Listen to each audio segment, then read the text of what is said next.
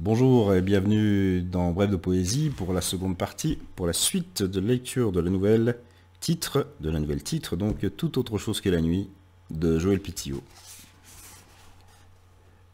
Quand la femme pâle revient, il entr'ouvre les yeux. Elle lui prend la main, le poignet se penche un peu. Quand son visage est assez près, il la regarde et dit « Laissez-moi ». Elle lui sourit « Ok ». Il vérifie la perfusion, tripote quelque chose sur la table de chevet, sort. Il n'a pas réalisé qu'il s'endort. Il est retourné là-bas. Quand il se réveille, le jour a baissé. Il a demandé les volets ouverts, quelle que soit l'heure, même la nuit. Tant que l'obscurité est celle d'un vivant, aucune raison de s'en priver. Il sait aussi qu'il lui en reste de cette nuit à venir. C'est à l'aube qu'on prend le train pour ailleurs. La femme pâle vaque dans la maison. Il entend son pas, des voix étouffées. Le mot qui lui vient à l'esprit, à peine un œil jeté au crépuscule dehors, est deuxième. Deuxième quoi? Caprice de la mémoire, qui ne dure pas. Deuxième, premier. Celui-ci non plus n'était pas banal. Un premier baiser entre deux personnes consentantes ne l'est jamais, lui dirait sa compagne avec raison, comme trop souvent, ce qui n'a pas peu contribué à leur tendre éloignement. Deuxième. Ça vient, pense-t-il, et il s'entend sourire. Comme il s'entend endormir, attendre, penser. À certains stades de faiblesse, on ne se voit plus. Les gestes les plus légers se font bruit transparent. Celui du sourire est un froissement dans l'ombre. Classe de troisième, collège, blanc. Bon, aucune importance. Ces 14 années fraîches se rapent au premier rasoir, car il se rase, et n'en éprouve aucune fierté. Il gomme un duvet qui, poussé, aurait la grâce d'un poireau.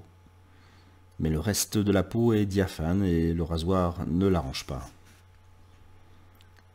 Elle est minable en mat, s'en fout. Il y a en elle une liberté qui l'attire, aussi parce qu'elle est redoublante, plus âgée, métisse, et qu'elle le regarde avec une sorte de voracité. Elle a des lèvres charnues, presque trop.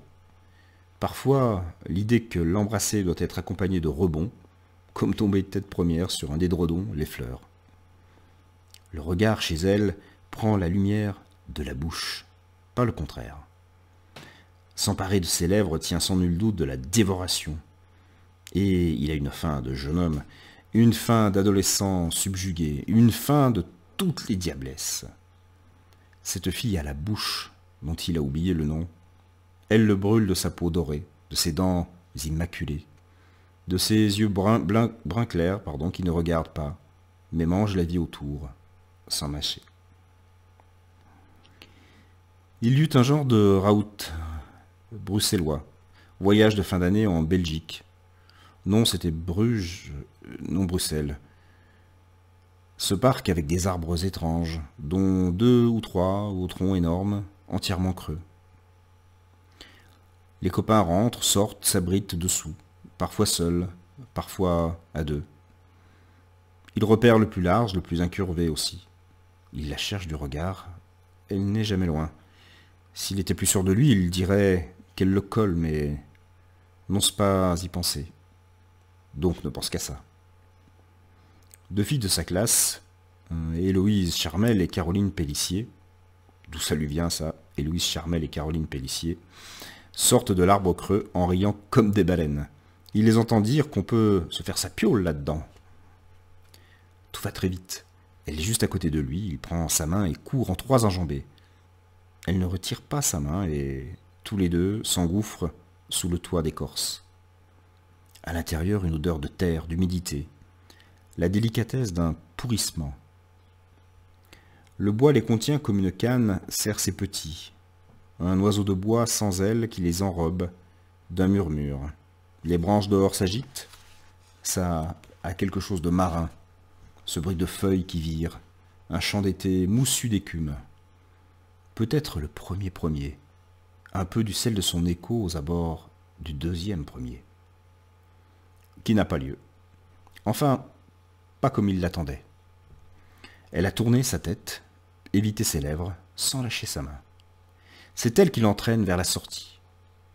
Et là, juste devant l'arbre, pile dans le passage, elle l'embrasse, langue agile, et oui, gourmande, il le savait.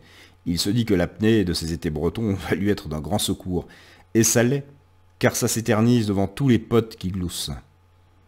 Il se dit que c'est cela qu'elle voulait. Il accepte avec joie d'offrir un baiser à la compagnie. Il devrait se trouver gêné, vit une sorte d'ivresse avant l'heure, un tournis bienveillant dont la légèreté, du reste, l'éclat. Qu'il ait voulu cela en public et non dans la pénombre terrienne de l'arbre, la belle affaire, dans tous les sens du terme. Ce premier-là, premier-deuxième, il s'en souvint longtemps, comme le premier où on l'envia. Il sourit dans les draps, la femme pâle est de nouveau là, il se rend compte que la lumière est toujours la même depuis un moment. Son temps ralentit, ou la nuit est passée sans qu'il le sente. Peut-être ouvre-t-il les yeux à l'heure où il s'est endormi la veille. Il en doute, mais le doute est un luxe, alors il décide de s'en moquer. Le temps, elle est là l'histoire. Il cherchait quelque chose, il remontait quelque chose. La femme pâle est partie. Une odeur de feuilles tombées, un automne. Soudain, l'arbre se dessine. Il est dessous, happé par une main dont il saura plus tard tous les dons. Oui, le baiser devant les copains amers, les gloussements, il en était là. Alors il se cale au chaud sur son banc souvenir et dévide le reste. Les premiers, ça parlait de premiers. Après un an d'histoire, il se retrouva seul et crut tout simplement crever. Privé des lèvres métisses et du corps qui allait avec, il évoluait dans un tunnel de chagrin. Largué par sa première au lit, sans doute parce que lui n'était pas son premier. Passé l'amusement lié au statut précaire d'initiatrice, son ennui à elle avait eu raison d'eux. Aussi lui devait-il deux choses, les caresses et la gravité. Enfoncé dans la gadoue du bon élève, les devoirs, les livres, le sérieux, il tentait d'exorciser. Elle avait fait de lui un homme, croyait-il. Donc tout était possible, l'attente comme la reconquête. En attendant ce miracle, il aidait, matheux jusqu'à l'os, les potes moins chanceux à qui des notes égales aux siennes coûtaient une somme d'efforts qu'il ne déployait pas. Un nom sort du noir des choses. Galen. Louis Galen. Blond, œil bleu azur remarquable, littéraire et presque aussi matheux que lui, en clair plus affûté, puisque bon en tout. Outre ce faisceau de qualités, celle d'être sympa le rendait irritant. À sa première visite chez lui, sa sœur aînée faisait une tarte tatin. Son blond, à elle, tirait sur le roux, de petites taches de son frisaient son nez bombé. Il la trouva moche, et l'odeur de caramel l'écœura. Après un bref salut, il fila droit à la chambre de Louis et se noya dans les logarithmes. Louis le taquinait, disait que pour se consoler avec des logarithmes, il fallait être un peu con. Retour au présent incertain. Perd son âme de vieil homme. Il pense à ce deuxième premier baiser métissé aux assauts amoureux.